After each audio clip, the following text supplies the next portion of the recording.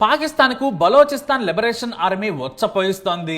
మన దేశానికి పాకిస్తాన్ తీవ్రవాదులను పంపుతూ ఎంతటి చిరాకు పెడుతుందో మనకు తెలియంది కాదు. తీవ్రవాదాన్ని పెంచి పోషిస్తూనే తిరిగి తీవ్రవాదానికి బలవుతున్నామని మొసల కన్నీరు కార్చేది. కానీ ఇప్పుడు పాకిస్తాన్కి నిజమైన నొప్పి తెలుస్తోంది. మన దేశ సైనికులను పుల్వామాలో పొట్టన పెట్టుకున్న పాకిస్తాన్ కు ఆ దేశ సైన్యానికి నిద్ర లేకుండా చేస్తోంది బలోచిస్తాన్ లిబరేషన్ ఆర్మీ. వాస్తవానికి బలోచిస్తాన్ ను 1948లో అక్రమంగా ఆక్రమించుకుంది పాకిస్తాన్. 1947లో ప్రత్యేక బలోచిస్తాన్గా ఉండేది ఆ ప్రాంతం. దీనికి ఖాన్ ఆఫ్ ఖాలత్ స్వాతంత్రం ప్రకటించింది. ఇది ఒక బలోచిస్తాన్ స్వాతంత్రాన్ని కాపాడే సంస్థ. అయితే పాకిస్తాన్ ఆర్మీ కుట్రల పన్నింది. ఎందుకంటే సువిశాలమైన ప్రాంతం బలోచ్. ఇప్పటికీ పాకిస్తాన్తో కలుపుకుంటే బలోచ్ ప్రాంతమే 48%, అంటే సగం దేశం అన్నమాట. వీరిది ప్రత్యేకమైన జీవన విధానం. పాకిస్తాన్ బలవంతంగా లాక్కోవడం వల్ల ఇక్కడ జనాభా 50% మాత్రమే ఉన్నారు.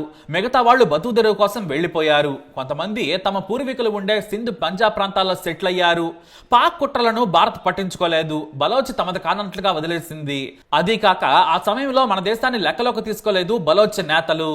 ఎందుకంటే పాకిస్తాన్ కు సరిహద్దు ప్రాంతం. మనకు సరిహద్దులు ఉన్నా కూడా కశ్మీర్ లోయలు దాటి చాలా దూరంగా ఉండేది. దీంతో తాము మీకు సాయం చేస్తామని తమకు కేవలం అనుమతిస్తే చాలని కోరారు. అందుకోసం తమ దేశం నుంచి కావలసిన వస్తువులను ఎలాంటి పన్నులు లేకుండా అందిస్తామని చెప్పారు. దీంతో గుడ్డిగా నాడు ఒప్పుకున్నారు. కానీ ఒకసారి పాకిస్తాన్ ఆర్మీ అక్కడికి వచ్చిన తర్వాత మొత్తం ప్రాంతాన్ని కబ్జా చేసేసింది. నాటి నుంచే పోరాటాలు చేయటం మొదలు పెట్టారు. అయితే బలోచ్లోని కీలక ప్రాంతం గ్వదార్ నాడు ఒమన్ దేశం చేతిలో ఉండేది. దాన్ని కూడా పాకిస్తాన్ కొంత డబ్బులు ఇచ్చి చెల్లించి కొనుగోలు చేసింది. ఎందుకంటే గ్వదార్ పోర్ట్ పాక్కి చాలా కీలకం. ఈ వ్యవహారంలో భారత్ అయితే తలదొరచలేదు. అదే పెద్ద తప్పైంది. అందుకే 2020 సంవత్సరంలో మోడీ ఇండిపెండెన్స్ డే రోజున తమ ప్రసంగంలో బలోచ్ లో పాకిస్తాన్ చేస్తున్న అఘాయిత్యాలను ప్రపంచ దేశానికి చెప్పారు. బలోచ్, గిల్గిట్, బలిస్తాన్ పిఓకే ప్రజలు స్వేచ్ఛను కోరుకుంటున్నారు. మాకు వారి మద్దతు ఉంటుందని చెప్పకనే చెప్పారు మోడీ. పరోక్షంగా మీకు మేమున్నామనే సందేశాన్ని ఇచ్చారు మన ప్రధాని నరేంద్ర మోడీ. కానీ ఇది మా అంతర్గత సమస్య అని పాక్ రొటీన్ డైలాగ్ కొట్టింది. కానీ గత కొన్నేళ్లుగా పాక్ లాంటి కుక్కకు చెప్పుదెబ్బ కొడుతోంది భారత్. ఇప్పుడు బలోచిస్తాన్ లిబరేషన్ ఆర్మీ సింహంలా మారింది. ఎందుకంటే గత కొన్నేళ్లుగా పాక్ ఆర్మీ మహిళలపై అత్యాచారాలు చేయటం, తమకు వ్యతిరేకంగా ఉన్న వారిని ఎత్తుకెళ్లి చంపడం చేస్తోంది. అక్కడున్న విలువైన వజ్రాలు, బంగారం, కాపర్, ఐరన్ లాంటి వందల రకాల వనరులను కొల్లగొడుతోంది.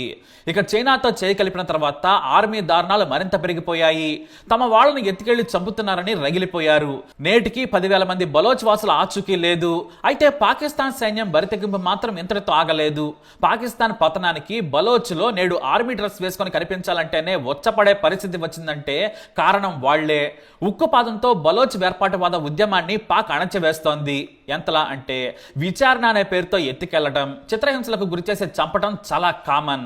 మానవ హక్కులు అనే పదానికి అర్థమే లేదు. బలోచ్ వాసులు చాలా దుర్భరమైన పరిస్థితుల్లో బతుకుతున్నారు. వారి వనరుల ద్వారానే బతుకుతున్న పాక్ కనీసం వారికి రోడ్లు, కరెంటు, నీరు లాంటి కనీస వస్తువులు కూడా ఇవ్వడం లేదు. దీంతో రోజు రోజుకి వ్యతిరేకత పెరిగింది. అయితే మొదటి నుంచి పాకిస్తాన్ వ్యతిరేక ఉద్యమాలు బలోచ్లో కామనే.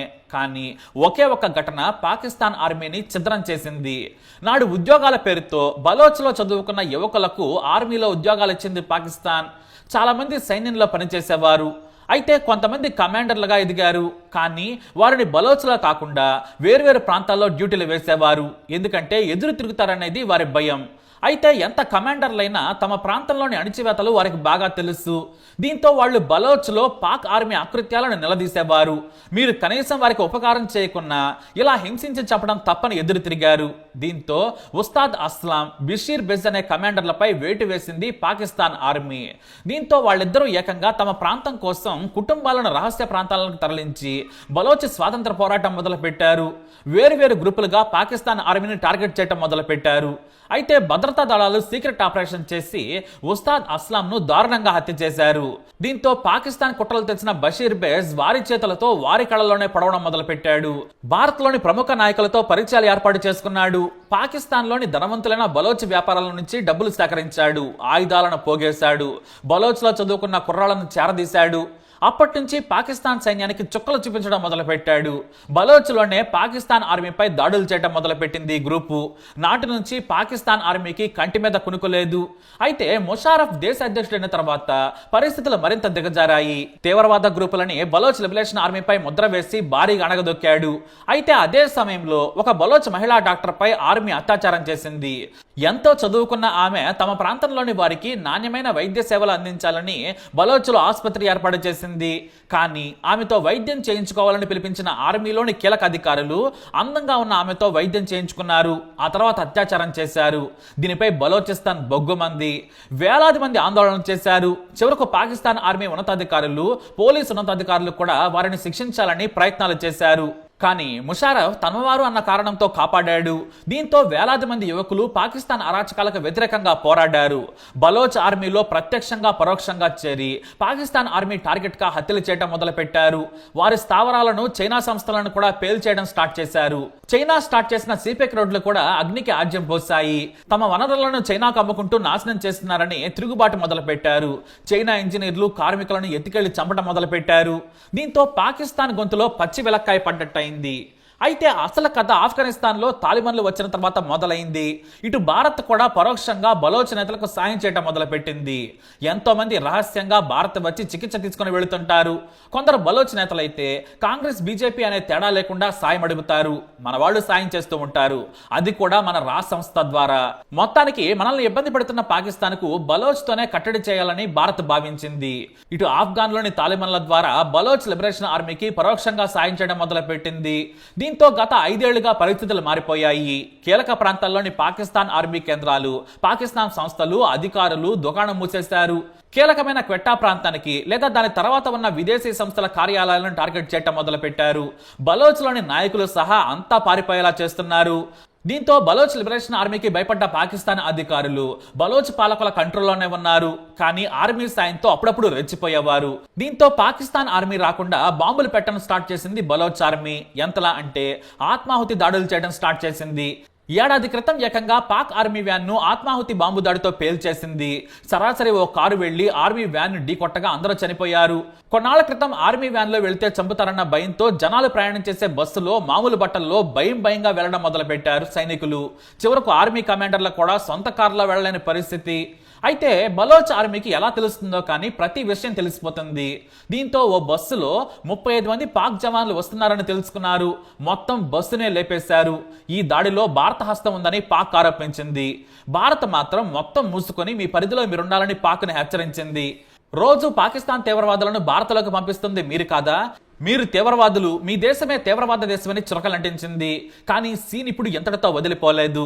పాకిస్తాన్ నుంచి వస్తున్న రైలు మొత్తాన్ని హైజాక్ చేసింది బలోచ్ ఆర్మీ. దీంతో పాకిస్తాన్ ఆర్మీ రంగంలోకి దిగింది. కానీ తమపై మిలిటరీ అటాక్ చేస్తే 300కు పైగా ఉన్న వారిని చంపేస్తామని బెదిరించింది. పాక్ జైల్లో ఉన్న బలోచ్ ప్రజలు, నేతలు, విద్యార్థులను విడుదల చేస్తే ఈ బందీలను వదిలేస్తామని హెచ్చరించారు. కానీ పాకిస్తాన్ ప్రభుత్వం పౌరుషం కోసం ఆర్మీతో ఆపరేషన్ మొదలుపెట్టింది. కానీ ఈ దాడిలో 2 వైపులా భారీగా నష్టపోయారు. దాదాపుగా 300కు పైగా పాక్ సైనికులను చంపారు బలోచ్ పోరాట యోధులు. కానీ పాక్ మాత్రం మేము బలోచ్ తీవ్రవాదులు 35 మందిని చంపి బందీలను విడిపించామని చెప్పుకుంది.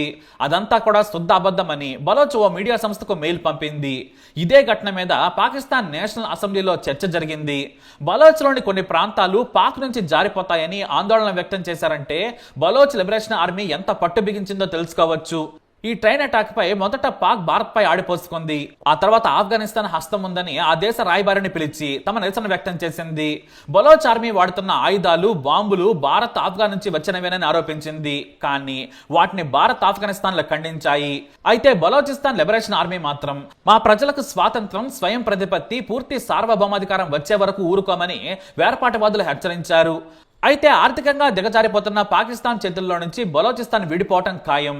అంతేకాదు ఇటు గిల్గిత్, పీఓకే కూడా మన దేశం చేతుల్లోకి రావడం కూడా అంతే నిజమనే కమెంట్స్ వినిపిస్తున్నాయి. మొత్తానికి పాకిస్తాన్ ఇప్పుడు చిక్కుల్లో ఉంది. ఏం జరుగుతుందో చూద్దాం.